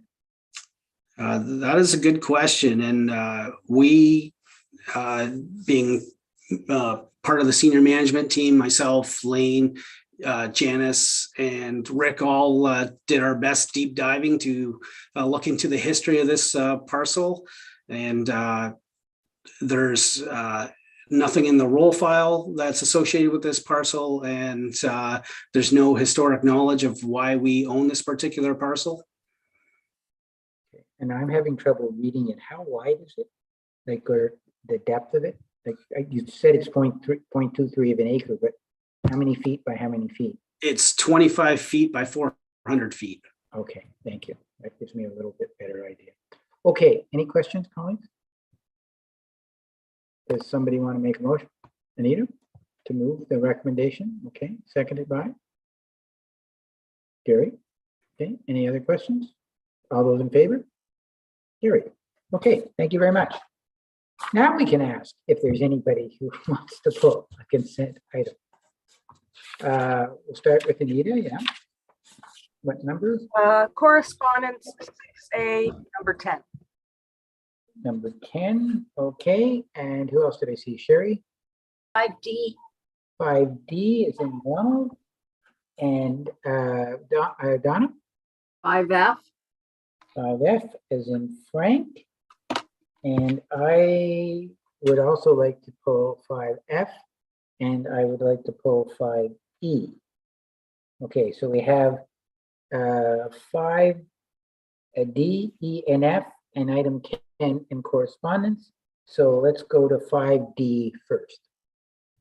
Okay, through you, my question is, what do the metal banners look like? Thank you, Sherry. They would be similar to, when we were looking at the ones in Beaverton, they would be similar to those. Yeah, so we would come up with a design that would be reflective of the history of Lakefield. Excellent. Okay, thank you. Welcome. Okay, 5E, why don't you go,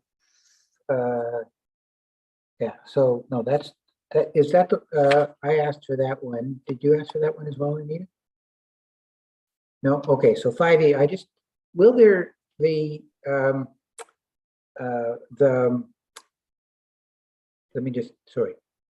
decisions that would be taken in respect of a delegated authority, would those decisions be reported to the new council? They would actually more than likely be reported to this current council if we have the ability to get that final report to council, because you'll have another meeting in November. Okay, and the reason for that is just so that the public knows what decisions were taken under the delegate. Yeah, they'll be on a public agenda. Yes, I Okay. can't confirm the exact timing, but they'll be on a public agenda. Okay, that's good.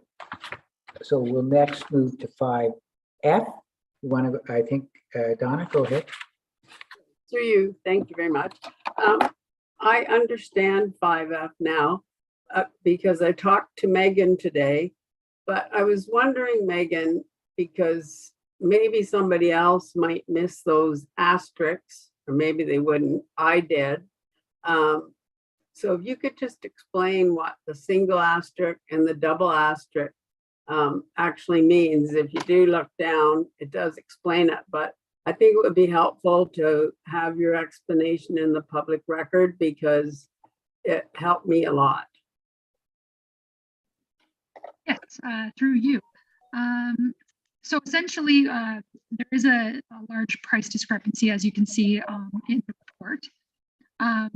The $25,000 bid that we received, it does not include, or sorry, it's just a base price essentially. And then on top of that is a per hour fee for the consultant. So we run the risk of not knowing how long they'd be taking, how much this extra fee would be end up costing. And then for the double asterisks, they didn't include items that were out-of-pocket expenses such as printing, materials, equipment, that sort of thing, and some transportation fees as well. So that kind of led us to the recommendation of having Strexer Harrop do the consulting on our behalf. Thank you, Megan. Jerry, did you want to comment on that? Thank you, through you, I guess to Megan. When you go to the BNP Goldie website, you know, basically they're a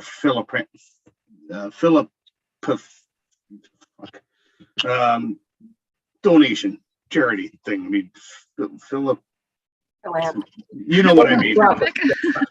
Christ. How many meetings? So that's what they specialize in fundraising. Strexer Harrop, and God love them, they've done a great job for us, and I understand they're local, but I don't think they specialize in fundraising. They've got a little piece, sort of like a Monteith Brown. They do everything. So I guess the question is, what's the BNP Goldie Canada rate per hour? I don't have the tender in front of me, but I feel like it was about 200 per hour, 250. 250. So you got a $37,000 discrepancy. So 37,000 divided by, say, 250. You got 148 hours. So you had said that you weren't sure how many hours it's going to take. So 148 hours, that's damn near a month of work for one person. Do you think it would take that? So therefore, do you think that Strexer Harrop's a better value?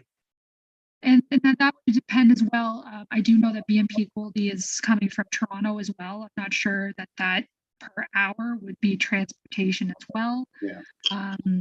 And considering the vast amount of groups that are going to have to be contacted, and as well as the departments that we're going to be looking at, I'm not honestly sure in terms of timing, but it's a big project. So just kind of looking at that, it's just a bit concerning as well with the deadline that we have, and that we received a grant for this as well. So we're kind of looking at a set budget here. Okay, fair enough. Sorry, go Mr. ahead. Chair, if I could just add, because Megan doesn't have a copy of the proposal, I could just fill in a little bit of information there. It is $200 an hour. Yes. And under that particular component, they're estimating 3 months worth of work. Oh, Christ. All right, Yeah, now, thank and I you. can't say that would be, how many people at 40 Yeah. hours a week, but that's Yeah. over an extended period of time. Good enough for me. Okay, thank you. Thank you. Jerry? Mr. Mayor, can I beg your indulgence? I should have pulled 5A. Yeah, we'll return to 5A when we're finished. This Okay, discussion. thank you. No problem. Anything else on this one? I had the same question as Donna, so thank you for investigating that, Donna. So we'll go to 5A. Yeah. All right, thank you. Through you. Just on the different dates of the meetings that are coming up that aren't necessarily one of our regular council meetings. I know that the meeting on December 1st starts at 9 a.m., but the time is not shown there. And I think it's important, especially for people who are running in this election, to know when the upcoming dates and times are for future meetings. So can the 9 a.m. be added to December the 1st, please? Lane, because that's your meeting, right? That's no problem at all. Good. Thank you, Sherry. Okay, and then we had an item under correspondence, I believe it was item number 10.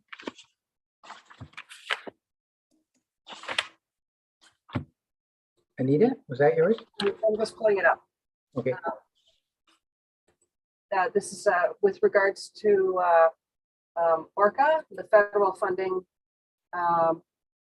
just pulling it up, with regards to federal funding for the Warsaw Caves and at Salwin Beach Conservation. Each location will include new signage and virtual digital technology and accessible and inclusive washroom facilities, which I think it's great. It's awesome. Angie, is the Accessibility Advisory Committee going to be providing input on this project? Yeah, thanks for that question, Anita. Jesse James from Orca actually reached out and he would like our committee to have a look at their plans. Good, thank you. Okay, that is what people wanted to discuss. A motion to receive those consent items. Moved by Donna, seconded by Anita. All those in favor? Those are carried. So we have no petitions. We'll go to portfolio reports and let's start with Donna. Thank you. The Police Services Board met last week and we were informed that the Speed Awareness Board is purchased and in our hands. And it was decided that the first road that it would go on would be Gifford Drive because many people that have been associated with the Police Services Board and myself, I've only been associated with it for 4 years, but the 20 years that I've been on council, that is the road that I've received the most speeding complaints. So it was a unanimous decision to put it on Gifford Drive first. I have spoken with Rick and he figures in about a week and a half, it will be up. They need to find a hydro pole in an area that could potentially be a site for speeding. So he just wants to scut out the road a little bit. So that will be happening within the week or a week and a half. And I just wanted to inform council that Ron Black, who is the provincial appointee on the Police Services Board, was contacted in July to see if he wanted to continue his appointment. And he informed them that he couldn't because he was running for deputy mayor.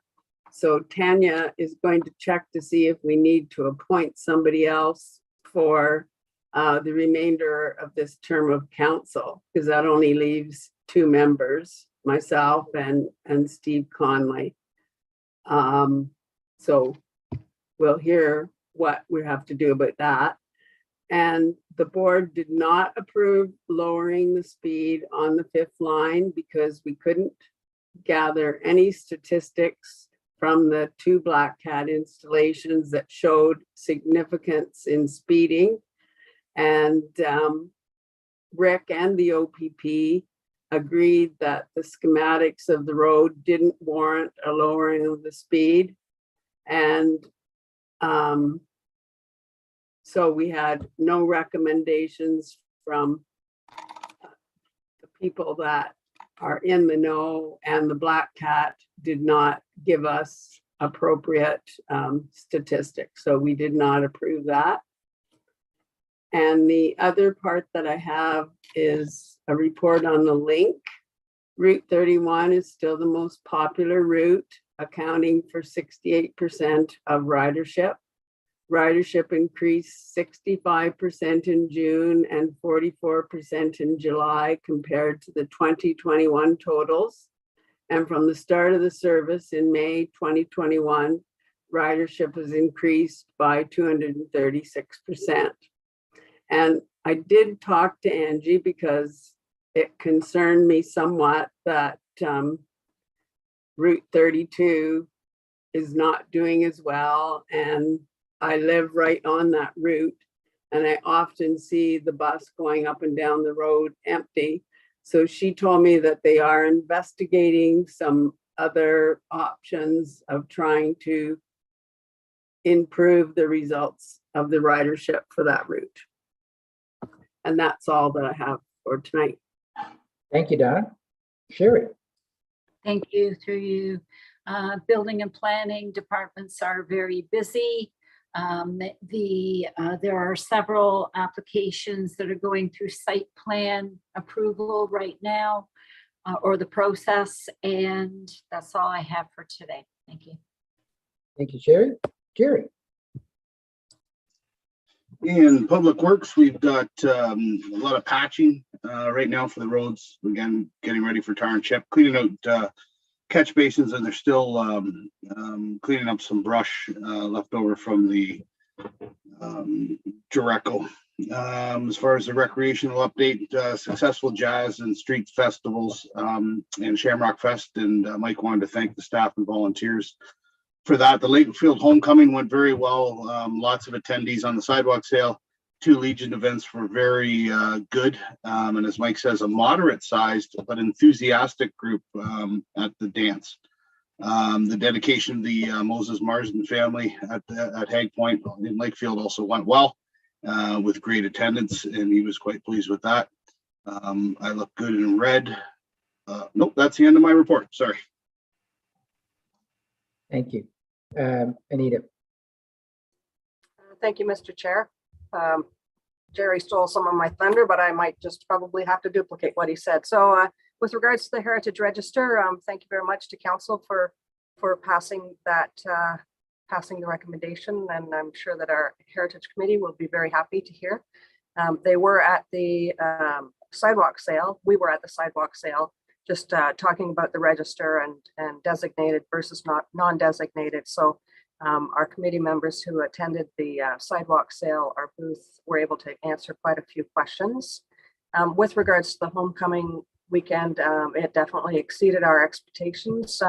We did have a few glitches and missteps, which all things considered was actually not so bad, but overall we were very pleased as a committee. At the opening ceremonies, I did give thanks to our staff, but I'm going to repeat that here. The clerk's office, Public Works, Parks and Rec, the library, Bell Chambers, and the trail committee, the fire department volunteers, the library, all our staff did an amazing job that were involved with the homecoming. With regards to the Moses and Nellie Marsden event, it also went really, really well. We're thankful for the lovely weather. Thanks to all the partners, sponsors, and participants, the Lakefield Legion, Village Lions, Lakefield Lions, the Chamber of Commerce, Lakefield Herald, and I'm sure I'm missing some. But anyways, we do have a lot of people to thank, partners, sponsors, and participants. Our committee will be having a wrap-up meeting next week. And I also want to thank my fellow organizing committee members, Heather Dummett, Julie Chatton, Claire Sanderson, and Stacy Sullivan for all the work that has been done. Our Facebook page had about 12,000 post engagements and approximately 24,000 people indicated on our stats. So anyway, just want to thank everybody who participated, who joined us, and it was a great weekend. Thank you, Anita. I just want to echo both you and Jerry to thank the staff for not just homecoming, but also the Jazz Festival and the Shamrock Festival. It's great to see a return to what I would call what summer traditionally looks like in the township. So it's been nice to see that. The second thing I wanted to mention is in terms of the county. The county did pass a resolution calling on the province of Ontario and the government of Canada to formally urge that a state of emergency in respect of healthcare, housing, homelessness, and addiction crisis be declared, and that those challenges are being faced by municipalities and provinces across the country. In terms of public health, we are dealing with a new STRAP plan. Our risk profile is at moderate right now. We're still getting a fairly significant return on our wastewater signal out of the Lakefield area where we're able to measure it. Vaccination rates, 84% at 1, 81% at 2 doses, 55% at 3, and 17% at 4. So it's that last week. As you're probably aware, the province, the legislature returned this week, first time after the election. There was a speech from the throne today, which essentially outlined the government's agenda, a reintroduction of the budget, pretty much along the lines of what had previously been there. Sherry and myself will be attending AMO. We'll have a chance to hear more from the provincial government at AMO, both in the ministerial forum. I believe the Premier is going to be speaking, the Minister of Health is going to be speaking. So there'll be an opportunity to get a little bit more from that. And if I could, just on a personal note, colleagues, I just wanted to note the passing of somebody I had an opportunity to work with and get to know, and that's Bill Graham. Bill was Canada's defense minister and foreign minister. I served with him in Parliament, I served with him in cabinet, and then I had the opportunity to be his chief of staff when he was the leader of the opposition. I'm going to miss Bill. He was a fine gentleman and contributed significantly to this country. So just wanted to mention that. Anyways, that wraps up our portfolio reports, and we will then move to any other new or unfinished business. Not seeing any. I will then look for a motion. Well, I tell you what, we're going to go into close, but before we go into close, let's deal with the bylaws. So we have the lame duck provision, we have the transfer payment agreement, and we have the merger agreement, and we have the authorizing agreement regarding the consulting fundraising contract. Somebody want to move those? Anita?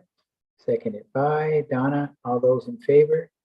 Those are carried. We'll do the confirming at the end of our closed session during the meeting. So I'll look for a motion to go into close by Anita, seconded by Jerry. All those in favor? Okay, colleagues, it is 7:22 or somewhere in that order. You all have a phone number to dial into. If we could be on the call for 7:30, so we'll be done with the online portion, and we'll dial in for about 7 minutes from now. Thank you, colleagues. We'll talk to you very shortly. Bye-bye.